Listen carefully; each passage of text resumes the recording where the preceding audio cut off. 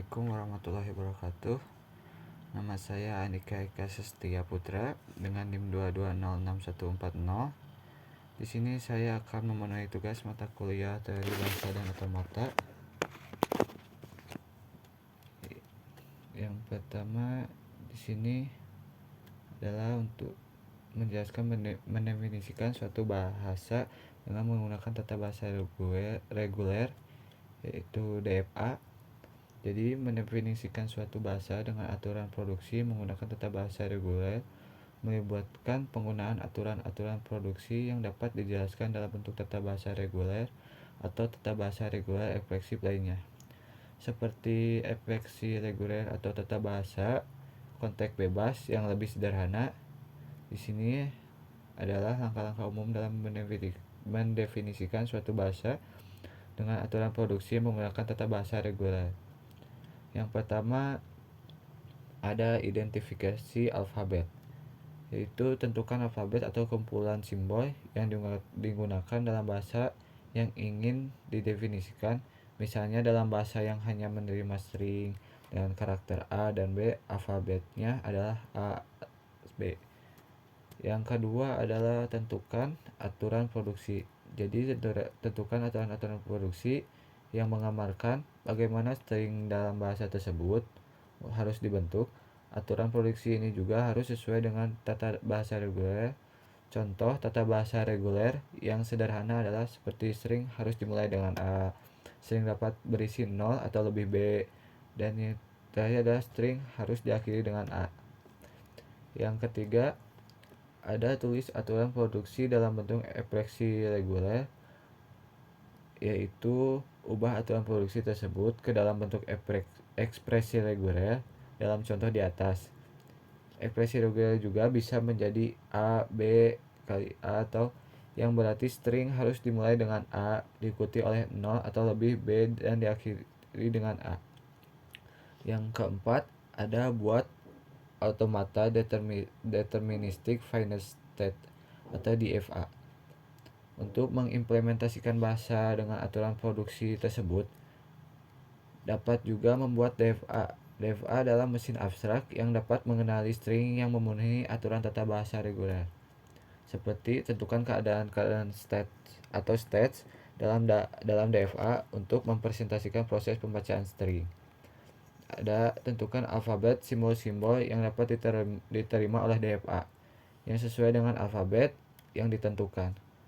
Ada juga tentukan keadaan awal atau initial state yang menunjukkan keadaan awal dari proses pembacaan string. Ada tentukan keadaan akhir atau final state yang menunjukkan bahwa string telah memenuhi semua aturan produksi dan dapat diterima oleh bahasa. Yang terakhir juga ada tentukan fungsi transisi yang menentukan perpindahan antara keadaan berdasarkan simbol yang dibaca. Dan di sini ada seperti soal contoh ini yang diketahui bahasa A memiliki sigma yaitu 0,1 yang telah didefinisikan dengan A, B. Jadi B adalah string yang menurut simbol 010 B yaitu sigma. Buatlah DFA untuk bahasa A. Yang B terpendek sama dengan AB, dan yang stringnya itu A 1010, ada 1010, ada 0101, ada 1101, ada 111, dan yang terakhir ada 11010. Jadi di sini ada automata dari sebuah bahasa yang didefinisikan.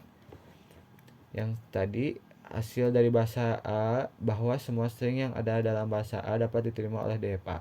Seperti string yang 1010 yang awal dari S ke P, lalu balik lagi ke P, lalu ke R. Jadi di S itu 1,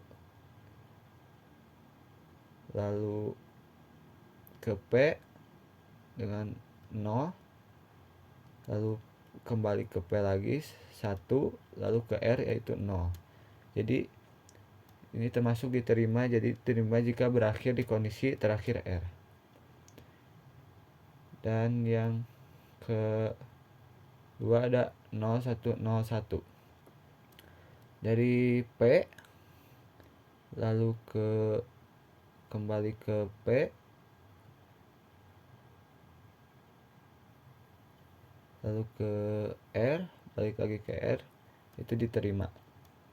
Dan yang ketiga ada 1101 dari S, balik lagi ke S, ada 1, lalu ke P, lalu dibalik lagi, putar balik ke P lagi, yaitu ditolak. Ditolak jika tidak berakhir di kondisi terakhir R. Adapun 111 yaitu dari S, putar lagi ke S, dan terus putar lagi ke S, putar lagi ke S, putar lagi ke S, dan jadi ditolak. Dan yang terakhir ada 110110 dari S, lalu kembali lagi ke S, lalu ke P, putar balik ke P, lalu ke R, dan itu diterima. Dan mohon maaf, sekian dari saya, mohon maaf bila ada kesalahan. Wassalamualaikum warahmatullahi wabarakatuh.